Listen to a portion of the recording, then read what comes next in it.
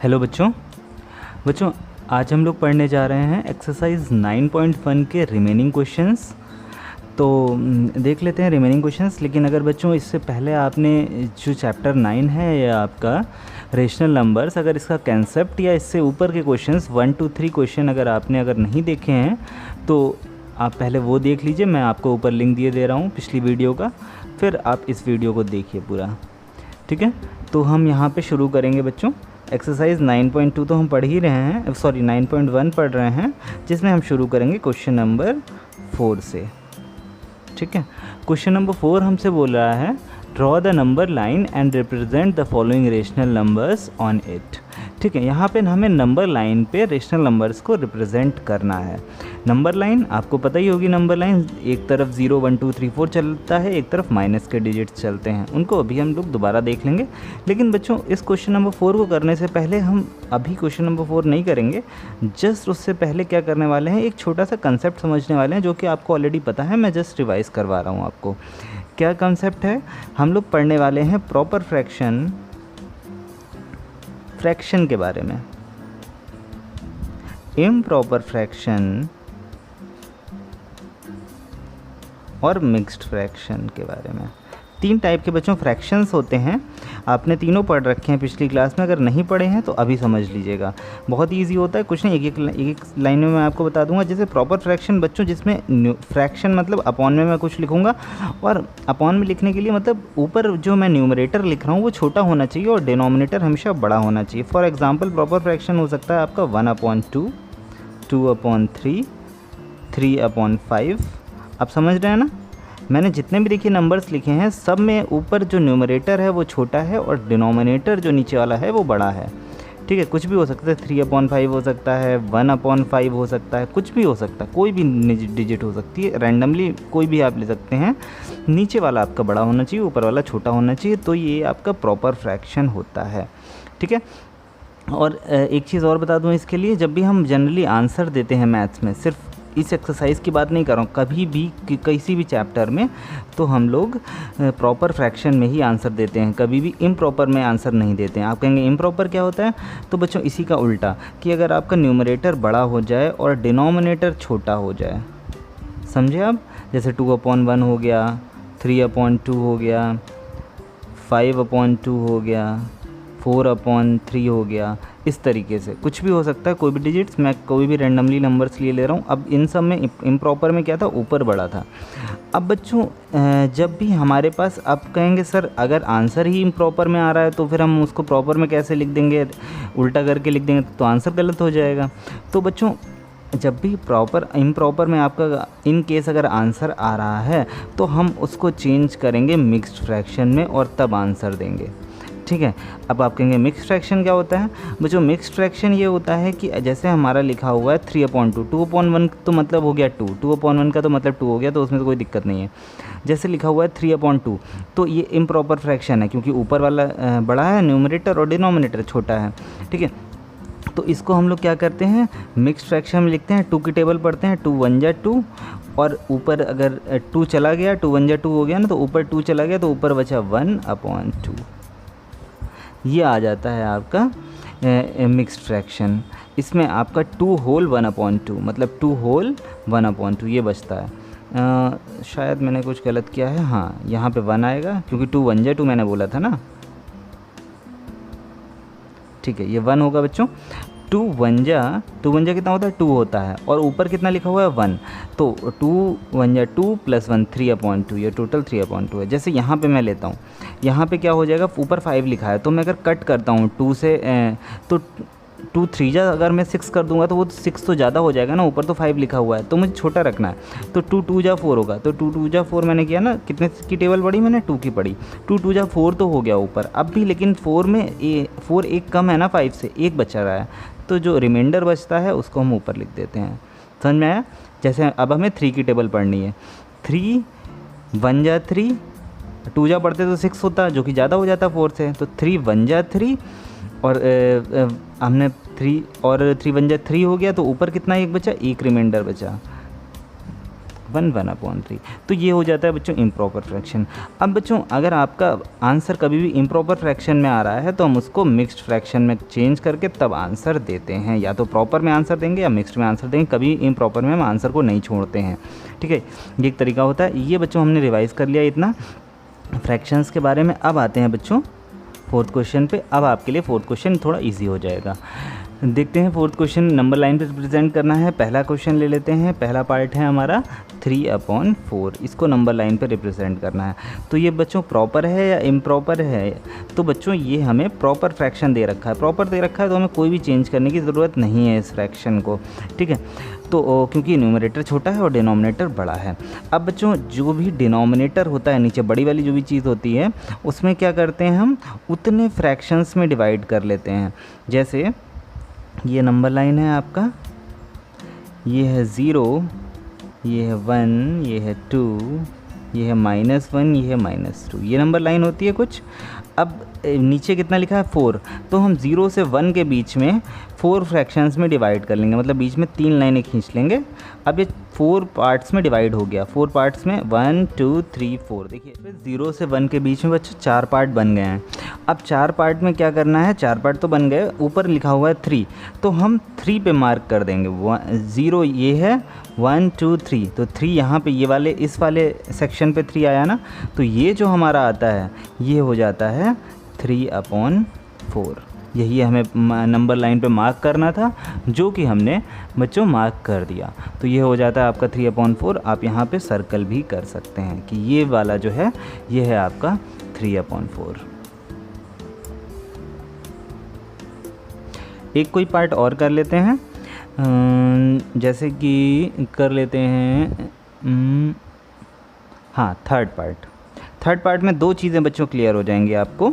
मैं यहाँ पे फोर्थ नहीं ले रहा हूँ, वो भी बताऊँगा क्यों नहीं ले रहा हूँ। सबसे पहले थर्ड समझ लेते हैं। -7/4। यहाँ पे बच्चों देखिए क्या प्रॉपर है इम्प्रॉपर है, तो यहाँ पे आपको इम्प्रॉपर मिलेगा। क्यों? क्योंकि इसका न्यूमरेटर जो है वो बड़ा है और डिनोमिनेटर नीचे साइड छोटा है। तो और दूसरी बात यहाँ पे है, इस इम्प्रॉपर के साथ में माइनस का सिंबल और दिया हुआ है। तो अब हम पॉजिटिव की तरफ ना चल के अब हम किधर चलेंगे, माइनस की तरफ चलेंगे। ठीक है, लेकिन जब भी इम्प्रॉपर है तो मैंने आपको बताया था इम्प्रॉपर होता है तो उसको हम सबसे पहले मिक्स्ड फ्रैक्शन में चेंज कर लेते हैं। तो हम मिक्स्ड फ्रैक्शन में चेंज कर लेंगे, तो ये हमारा हो जाएगा 4 1 जा 4, क्योंकि 2 जा 8 ज़्यादा हो जाएगा, तो 4 1 जा 4। और अगर 4 1 जा 4 हो गया तो 7 से कितना रिमाइंडर बचा, अगर 7 से माइनस करें 4 को तो 3 बचा। तो ये आपका आ गया मिक्स्ड फ्रैक्शन। अब मिक्स्ड फ्रैक्शन आ गया, इसमें बच्चों अब हमें दिख रहा है कि -1 जो है वो उसके बाद हमें 3/4 करना है। अब 3/4 जो है वो -1 के बाद में करना है, क्योंकि -1 एक्स्ट्रा है ना। पिछली बार देखिए ना, यहाँ पे 1 नहीं लिखा था, 2 नहीं लिखा था, कुछ भी नहीं लिखा था, तो हमने 0 से स्टार्ट कर दिया था। यहाँ पे इस बार -1 एक्स्ट्रा लिखा है ना पिछले वाले क्वेश्चन से, तो हम जो भी स्टार्ट करेंगे वो -1 के बाद में करेंगे। अगर यहाँ पे 5 लिखा होता है तो हम 5 के बाद में स्टार्ट करते, यहाँ पे 10 लिखा होता है तो हम 10 के बाद में स्टार्ट करते। तो जितना पहले लिखा होता है मिक्स्ड फ्रैक्शन में उसके बाद में स्टार्ट करते हैं। यहाँ पे -1 लिखा है तो हम वही एक नंबर लाइन बनाएंगे जैसे पिछली बार बनाई थी हमने, 0 1 2 -1 -2 एंड सो ऑन। ठीक है, तो इस तरीके से हो जाएगी कुछ। अब यहाँ पे हमें -1 के बाद बच्चों स्टार्ट करना है, मतलब 0 से -1 के बीच में कुछ नहीं लेना है, -1 से स्टार्ट करेंगे और 3/4 जाना है। तो नीचे कितना है, 4 है। बिल्कुल अब बिल्कुल उसी पिछले वाले क्वेश्चन की तरह करेंगे, क्योंकि -1 के आगे करना है, ये रिप्रेजेंट कर दिया 3/4, बिल्कुल पिछले वाले क्वेश्चन की तरह कि हमें 4 पार्ट्स में डिवाइड करना है। 4 पार्ट्स में डिवाइड करना है तो बीच में 3 लाइन्स खींच देंगे, 1 2 3 4। 4 पार्ट्स में डिवाइड हो गया, ऊपर थर्ड सेक्शन को मार्क करना है, तो 0 1 2 3 ये थर्ड हो गया आपका। तो ये वाला बच्चों जो आपका हो गया, ये हो गया -1 होल 3/4। -1 के बाद स्टार्ट किया और 3/4 हमने रिप्रेजेंट कर दिया। ठीक है, अगर यहाँ पे 0 से -1 के बीच में आप रिप्रेजेंट करते तो सिर्फ -3/4 होता। समझ में आया? लेकिन हमें क्या रिप्रेजेंट करना था, -7/4। या आप एक काम और कर सकते हैं कि 0 से 7 सेक्शंस को भी काउंट कर सकते हैं, जैसे 0 1 2 3 4 5 6 7, यहाँ पे 7 भी आ जाएगा। हमने इसको भी 4 पार्ट में डिवाइड कर दिया तो ऑल टोटल 7 पे आके मैं रुक गया। 7 ये आप इसको लिख सकते हैं -7/4। क्लियर है? तो इस तरीके से हम क्वेश्चन करते हैं। मैंने आपको 2 मेथड बता दिए, लेकिन पहला वाला ज़्यादा सही था, मिक्स्ड फ्रैक्शन में कन्वर्ट करके इसको तब हम लोग सॉल्व कर लेंगे। तो बच्चों यहाँ पे आपके सामने हो चुका है ये वाला क्वेश्चन भी। अब बच्चों देखते हैं 5th क्वेश्चन क्या बोल रहे हैं हमसे। 5th क्वेश्चन है द पॉइंट्स पी क्यू। अच्छा हाँ, मैंने 4th क्वेश्चन क्यों नहीं लिया, क्योंकि 4th क्वेश्चन बिल्कुल जस्ट फर्स्ट के सिमिलर था। जो इसका 4th क्वेश्चन का 4th पार्ट जो था वो जस्ट सिमिलर है, इसलिए 2nd और 4th आपके लिए होमवर्क रहेंगे। ठीक है, हम लोग देखेंगे अब नेक्स्ट 5th पार्ट क्या बोल रहा है। The points P Q R S T U A and B on the number line are such that T R equals to R S, S equals to SU and AP equals to PQ equals to QB. Full stop. Name the rational numbers represented by P, Q, R and S. ठीक है बच्चों, बहुत ही आसान है। यहाँ पे आपको कुछ नीचे एक नंबर लाइन ऑलरेडी दी हुई है, हमें उसको ऑब्ज़र्व करना है बस। तो ऑब्ज़र्व कर सकते हैं हम यहाँ पे कि ईच पार्ट जो है, जैसे -1 से -2 के बीच में देखें या 2 से 3 के बीच में देखें, तो कितने पार्ट्स में डिवाइडेड है? तो बच्चों 3 पार्ट्स में डिवाइडेड है। तो सबसे पहले तो हम ये लिख देंगे कि each part which is between the two numbers is divided into 3 parts. 3 parts में डिवाइडेड है, तो हमने उसका एक सेंटेंस लिख दिया। बच्चों ये याद नहीं करना है आपको, ये आप खुद से इंग्लिश में बना के लिखिएगा, कोई भी एक लर्निंग चीज़ नहीं है। ठीक है, जो मेरे मन में सेंटेंस आया मैंने वो लिख दिया। तो फिर यहाँ पे 3 पार्ट्स में डिवाइड है, जैसा कि नंबर लाइन हमें क्वेश्चन में दिख रही है। बच्चों क्वेश्चन आप बुक से देख लीजिएगा। ठीक है, तो हम यहाँ से देख सकते हैं, अगर हम 0 से काउंटिंग स्टार्ट करना शुरू करें तो 0 से 3 तो अगर हो जाएंगे माइनस की तरफ, अगर अच्छा प्लस की तरफ बढ़ते हैं तो प्लस की तरफ अगर बढ़ेंगे तो ये हो जाएगा, कौन सा पॉइंट पूछा है हमसे, P Q are and S. ठीक है, तो प्लस की तरफ हमें पी और क्यू मिल जाएंगे। अगर हम 0 से प्लस की तरफ बढ़ेंगे तो यहाँ पे हमें कुछ पी और क्यू पॉइंट्स दिए हुए हैं बीच में, ये हमें बताना है। ठीक है, ए भी हमें नहीं बताने हैं। तो इस तरीके से कुछ क्वेश्चन में है कि हमें पी क्यू बताने हैं। तो बच्चों पी क्यू 2 के भी आगे हैं, मैंने गलत बना दिया, यहाँ पे नहीं है, 2 के भी आगे हैं, 2 और 3 के बीच में है, 2 और 3 के बीच में पी क्यू दिया हुआ है। तो ये डिवाइड कितने हैं पार्ट्स में है, ये टोटल 3 पार्ट्स में डिवाइडेड है। ठीक है, 3 पार्ट्स में डिवाइडेड है। तो पी अगर हम काउंटिंग 0 से स्टार्ट करना है, 0 से 1, तो मतलब 1 पे आ रहा है पी, और है कितने के बाद, 2 के बाद है, और 3 पार्ट्स में डिवाइडेड है। तो हम लिख सकते हैं P इक्वल्स टू, कितने के बाद शुरुआत है, 2 के बाद, 2 काउंटिंग कितने पे जा रही है, 0 के बाद 1 जा रही है, और टोटल कितने पार्ट्स में है, 3 पार्ट्स में है। तो 2 1/3। अगर ये इसको हम इम्प्रॉपर, वैसे तो यही आपका आंसर है एग्जैक्टली, लेकिन अगर इम्प्रॉपर फ्रैक्शन में हम इसको चेंज एक बार करना चाहें, अगर लिखना चाहें, तो हो जाएगा 2 3 जा 6 + 1 7/3। तो ये आपका P हो जाएगा बच्चों। ठीक है, अब हम अगर Q बताना चाहें सिमिलरली, तो Q आपका हो जाएगा कैसे, 0 1 2। तो Q जो आ रहा है वो 2 पे आ रहा है, कुछ नहीं, 2 के बाद 2 पे आ रहा है Q, और टोटल पार्ट्स में डिवाइडेड 3 में है। नीचे जो क्या होता है, कितने पार्ट्स में डिवाइडेड है, ऊपर कहाँ पे आ रहा है और कितने के बाद में है, इस तरीके से लिखा तो हो जाएगा 3 2 जा 6 + 7 +2 है, 2 3 जा 6 + 2 कितना हो जाएगा, 8 हो जाएगा, मैंने गलत लिख दिया। ठीक है, 8/3 हो गया। इस तरीके से Q। अब बच्चों आप लोग यहाँ से 2 पार्ट में आपके लिए छोड़ूंगा, P Q मैंने बता दिया, R और S आप लिखेंगे, बस इतना ध्यान रखिएगा वो माइनस में रहेगा। ठीक है, माइनस में आएंगे दोनों क्योंकि नेगेटिव साइड है। ठीक है, ये आपके लिए होमवर्क रहेंगे। तो ये हम लोगों ने रिप्रेजेंट कर दिए P Q R S। अब बढ़ते हैं बच्चों 6 क्वेश्चन की तरफ, देखते हैं 6 क्वेश्चन क्या पूछ रहा है हमसे। कि which of the following pairs represent the same rational numbers. अब बच्चों जो भी आपके बाद के क्वेश्चंस हैं 6 to 10, ये चारों क्वेश्चन बिल्कुल सिमिलर हैं और बहुत ही इजी हैं, जो कि ऑलरेडी मैं आपको पहले लास्ट वीडियो में समझा भी चुका हूँ। यहाँ पे सिर्फ और सिर्फ इक्विवेलेंट की बात हो रही है, कोई भी नया कंसेप्ट नहीं है, कोई भी टफ कंसेप्ट नहीं है, सिर्फ और सिर्फ इक्विवेलेंट की बात हो रही है। इक्विवेलेंट में क्या होता है, हम सेम नंबर से मल्टीप्लाई और डिवाइड कर देते हैं, तो वही हमें हटाना है इस बार बस।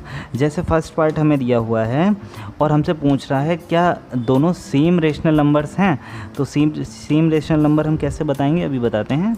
-7/21 और 3/9, ठीक है। तो ये है कुछ आपका 3/9। अब बच्चों देखते हैं, इसको जो है हम कट कर लेते हैं, सिंपलेस्ट फॉर्म में चेंज कर लेते हैं। सिंपलेस्ट फॉर्म में अगर आपको कट करना आता होगा तो आप चेंज कर लेंगे, या सिंपलेस्ट फॉर्म बोल सकते हैं, या इसको लोवेस्ट टर्म बोल सकते हैं, सबसे लोवेस्ट काट के जितना छोटे से छोटा बन पाए।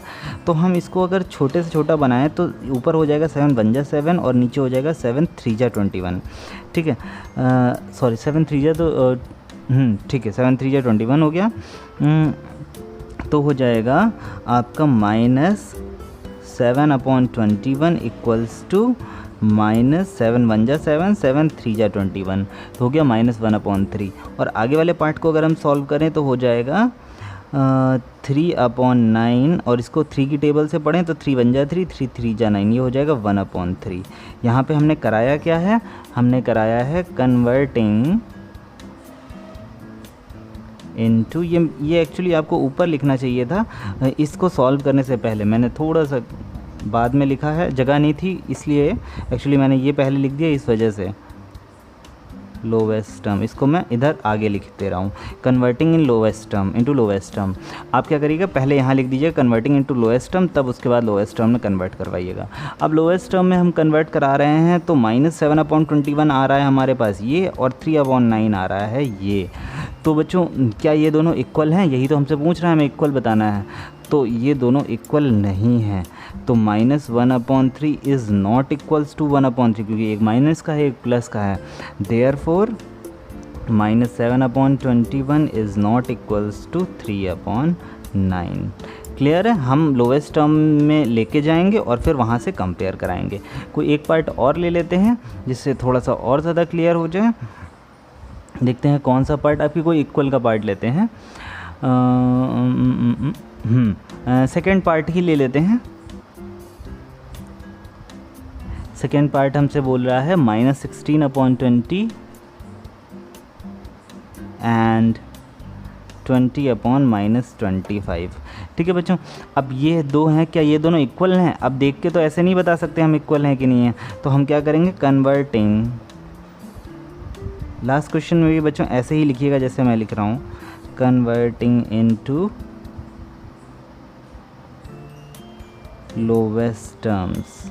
लोवेस्ट टर्म में कन्वर्ट करेंगे तो -16/20 को अगर लोवेस्ट टर्म में कन्वर्ट करें तो हम इसको कट करेंगे। कट करने पे किससे कट हो जाएगा, ये 4 से हो जाएगा। 4 4 जा 16, ऊपर माइनस का 4 4 5 जा 20, 4 की टेबल से कट हो जाएगा ये, 4 4 जा 16 4 5 जा 20।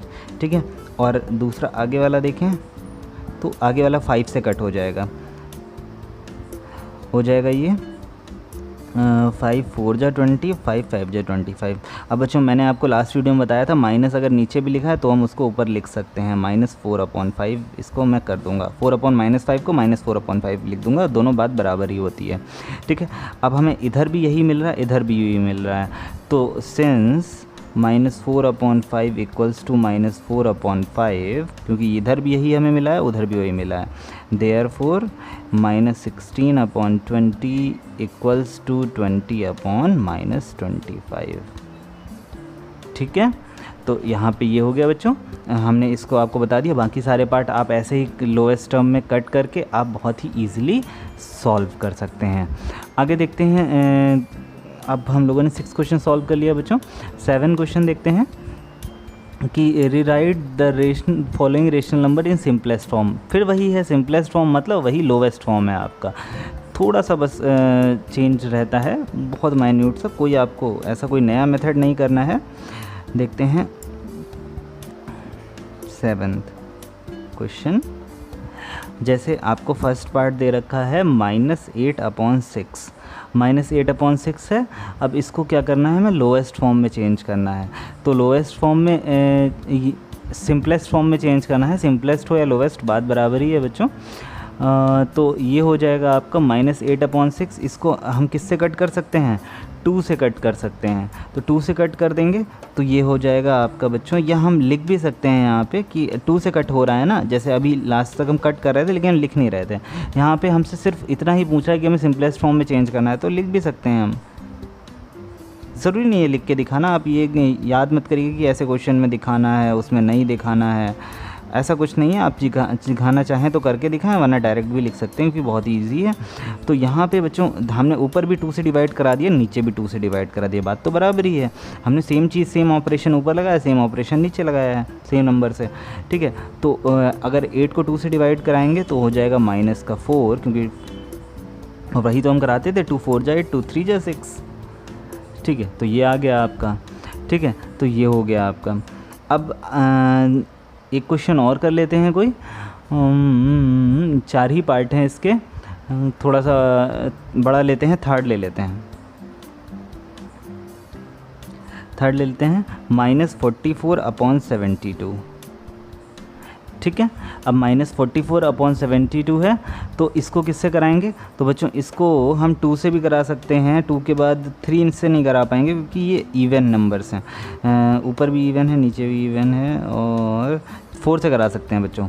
तो 4 से करा सकते हैं, हो जाएगा -44/4/72/4। आपको अगर नहीं समझ में आ रहा है कि 4 से कराना है 5 से कराना है, तो आप छोटे से छोटा कराइए। 2 से हो रहा है, आप 2 से डिवाइड कराइए, फिर उसके बाद जो नंबर आता है फिर दोबारा उसको करा दीजिए, तिबारा करा दीजिए। मतलब बार बार कराते रहिए जब तक छोटे से सिंपलेस्ट फॉर्म में चेंज ना हो जाए। मैंने डायरेक्ट 4 से करा दिया क्योंकि ये एक स्टेप में हो जाएगा, वरना 2 बार 2 से भी करा सकते हैं। अगर आपको नहीं समझ में आ रहा है तो आप छोटे से छोटा कराइए, 2 से स्टार्ट करिए कराना, ठीक है। 2 से नहीं हो रहा है 3 से करा के देखिए, 3 से नहीं हो रहा है 4 से करा के देखिए, जिससे हो जाए आप उससे करा दीजिए। जिससे आपको ये चीज़ अगर समझ में नहीं आ रही कि डायरेक्ट 4 से मैंने कैसे करा दिया, ठीक है। 4 से कट कराएंगे तो हो जाएगा -11, और ये 4 बन जा 4 32, 4 8 जा 32, तो ये हो जाएगा आपका 18, ठीक है। ये आपका आंसर हो गया, ठीक है। इजी था ना, सिर्फ जो एक ही नंबर से ऊपर नीचे, जैसे हम ऊपर कट कर रहे थे लोवेस्ट टर्म में, वैसे यहाँ पे भी लोवेस्ट टर्म में हमें लिखना है। तो ये आपका 7th क्वेश्चन हो गया। अब बच्चों देखते हैं नेक्स्ट 8th क्वेश्चन, कुछ अलग है या सिमिलर है ये भी देख लेते हैं। तो 8th क्वेश्चन बच्चों हमसे बोल रहा है कि fill in the boxes with correct symbol out of less than, greater than and equal to, ठीक है। हमें इन तीनों को फिल करना है। चलिए एक पार्ट ले लेते हैं, बहुत ही आसान है बच्चों, बिल्कुल भी टफ नहीं है। -5/7 बॉक्स दे रखा है हमें, और 2/3 हमें फिल करना। आप कहेंगे सर ये कैसे बताएंगे कौन सा बड़ा है कौन सा छोटा है देख के, सिंपलेस्ट फॉर्म में ऑलरेडी दिए हुए हैं, कट तो हो नहीं सकते हैं। तो बच्चों कट हमें यहाँ करना भी नहीं है, हमें यहाँ पे करना ये है कि हमें डिनोमिनेटर को सेम कर देना है। डिनोमिनेटर को सेम ऑलरेडी हमें करना आता है कि यहाँ पे भी सेम नंबर हो जाए, यहाँ पे भी सेम हो जाए। तो यहाँ पे 7 को हम 3 से मल्टीप्लाई करा देंगे, और यहाँ पे 3 को हम 7 से मल्टीप्लाई करा देंगे, और जो हम नीचे कराते हैं वही हम ऊपर भी कराते हैं। तो यहाँ पे बच्चों हम डिनोमिनेटर सेम करा देंगे और फिर ऊपर वाला कंपेयर करा के हम आंसर दे देंगे, ठीक है। लेकिन एक मिनट, आप मेरी ये बात सुनिए कि यहाँ पे हम डिनोमिनेटर तो सेम कराएंगे, बट इसकी फर्स्ट पार्ट में इसकी ज़रूरत नहीं, सेकंड पार्ट से ज़रूरत पड़ेगी। आप कहेंगे सर फर्स्ट पार्ट में ऐसा क्या अलग है। फर्स्ट पार्ट में बच्चों ये लिखिए, इधर नेगेटिव दिया हुआ है और इधर पॉजिटिव दिया हुआ है। इधर तो नेगेटिव बड़ा होगा या पॉजिटिव बड़ा होगा ये तो आप खुद ही बता सकते हैं। तो ये तो सिंपली आप खुद ही कर सकते हैं सॉल्यूशन में कि नेगेटिव हमेशा छोटा होता है और पॉजिटिव हमेशा बड़ा होता है। इसका आप रीज़न भी दे सकते हैं चाहे तो, कि since positive number is greater than negative number. मैंने थोड़ा सा शॉर्ट में लिखा है, पॉजिटिव भी और नंबर भी, आप पूरा फुल फॉर्म में लिखिएगा, ठीक है। अब नेक्स्ट पार्ट से मैं आपको अच्छे से समझाता हूँ। जैसे आपको दिया हुआ है -4/5 और बीच में बॉक्स लगा है, और -5/7। अब बच्चों दोनों ही माइनस में है, अब हमें नहीं पता कौन सा बड़ा है कौन सा छोटा है, तो हम क्या करेंगे, सिंप्लीफाई करा देंगे, मतलब नीचे सेम करा देंगे। उसके लिए हमें क्या कराना पड़ेगा, डिनोमिनेटर सेम कराने के लिए हमें, अब देखिए यहाँ 5 लिखा है, हमें सेम बनाना है तो हम इस वाले को इससे मल्टीप्लाई करा देंगे, हो जाएगा 7, और जो नीचे कराते हैं वही ऊपर करा देंगे। तो 7 से हमने मल्टीप्लाई डिवाइड करा दिया, बॉक्स अभी बीच में रहा, -5/7। इसमें 7 को किससे मल्टीप्लाई कराएं, 7 को कराएंगे 5 से, ऑपोजिट से कराते हैं ना, ठीक है। इधर हमने 7 से करा दिया, इधर हमने 5 से मल्टीप्लाई डिवाइड करा दिया। अब कितना आ गया, सिंप्लीफाई कर लेंगे तो आ जाएगा हमारे पास -28/35, नीचे तो हो जाएगा सेम, -25/35, नीचे तो देखिए हो गया सेम, ऊपर अब आप कंपेयर करा सकते हैं, नीचे जब सेम हो जाता है तो नीचे को कर दीजिए हाइड, ऊपर कंपेयर करिए, -28 बड़ा है या -25 बड़ा है। कुछ बच्चे बोलेंगे सर 28 बड़ा होता है, 25 छोटा होता है, लेकिन वो बात आपकी बिल्कुल सही है, ये होता है प्लस के केस में, कि अगर यहाँ पे प्लस होता है दोनों तरफ तब 28 नंबर बड़ा होता है और 25 छोटा होता है, लेकिन नेगेटिव के केस में उल्टा हो जाता है, माइनस लगाया ना दोनों तरफ, तो यहाँ पे 25 बड़ा हो जाएगा और 28 छोटा हो जाएगा, मतलब माइनस का 25 बड़ा होता है और माइनस का 28 छोटा होता है। तो हम ये चीज़ फिल कर सकते हैं, जो बड़ा होता है मतलब -28 इज़ लेस दैन -25, ठीक है। अब आपने जब ये सॉल्व कर लिया, लेकिन आपसे इन दोनों के बीच में तो पूछा नहीं था, आपसे पूछा इन दोनों के बीच में था, तो आप वापस क्वेश्चन को फिर से दोबारा लिखिएगा, -4/5 इज़ लेस दैन -5/7, ठीक है, हो गया। इसी तरीके से आप सब सारे पार्ट्स कर लीजिएगा बच्चों। 8th क्वेश्चन भी मैंने आपको करा दिया है, क्योंकि ऐसा कोई भी क्वेश्चन अलग नहीं है जो मैं आपको एक पार्ट और कराऊँ, बिल्कुल सिमिलर है, आपको डिनोमिनेटर सेम कर देना है और फिर उसको आप सॉल्व कर सकते हैं। मैं देख रहा हूँ यहाँ पे कि सारे क्वेश्चन बिल्कुल सिमिलर हैं, कुछ भी अगर अलग होता तो मैं आपको बता देता, ठीक है। अब आते हैं 9th क्वेश्चन पे, कि which is greater in each of the following, दोनों में कौन सा बड़ा है। तो यहाँ पे बच्चों बिल्कुल सिमिलर है, आपको डिनोमिनेटर सेम करना है और बड़ा बता देना है। जैसे यहाँ पे बड़ा छोटा और इक्वल तीनों चीज़ें पूछ रहा था पिछले 8th क्वेश्चन में, बट 9th क्वेश्चन में सिर्फ बड़ा पूछ रहा है कि दोनों में कौन सा बड़ा है। तो अगर यही क्वेश्चन अगर 9th पार्ट में हमसे रख के पूछता तो हम बताते कि -5/7 बड़ा है, क्योंकि यहाँ पे इधर -25 आ रहा है ना, इसलिए ये बड़ा है। तो बस टर्मिनोलॉजी का चेंज है, बाकी सब कुछ वही है। तो एक क्वेश्चन मैं इसका ले लेता हूँ, थोड़ा सा अलग है, जो -3 अपॉन में नहीं है, -3 2/7, -3 होल 2/7, -3 होल 4/5। इन दोनों में बच्चों कौन सा बड़ा है ये बताना है हमको, ठीक है, कौन सा बड़ा नंबर है। तो इसको पता करने के लिए हम क्या करेंगे, सबसे पहले तो इसको एक मिक्स्ड फ्रैक्शन से कन्वर्ट कर लेंगे इम्प्रॉपर फ्रैक्शन में, ठीक है। तो क्या हो जाएगा, 7 3 जा कितना होता है आपका 21, और +2 हो जाएगा 23/7 माइनस कॉमा, और ये हो जाएगा आपका 5 3 जा 15 +4 -19/5। अब देखिए बच्चों यहाँ पे क्या है, नीचे जो है डिनोमिनेटर जो है वो दोनों का अलग अलग है। तो हम सबसे पहले तो वही काम करेंगे कि डिनोमिनेटर को हम सेम करा देंगे। डिनोमिनेटर को सेम कराने के लिए क्या करेंगे, इधर वाले नंबर को इधर से मल्टीप्लाई करवा देंगे और इधर वाले नंबर को इधर से मल्टीप्लाई डिवाइड करवा देंगे। तो -23/7 लिखा हुआ है, इसको करा देंगे 5 से मल्टीप्लाई डिवाइड, और इधर क्या लिखा हुआ है, तो ये क्या हो जाएगा, चलिए पहले इसको सॉल्व भी कर लेते हैं, वरना नेक्स्ट स्टेप में सॉल्व करना पड़ेगा फिर हमें।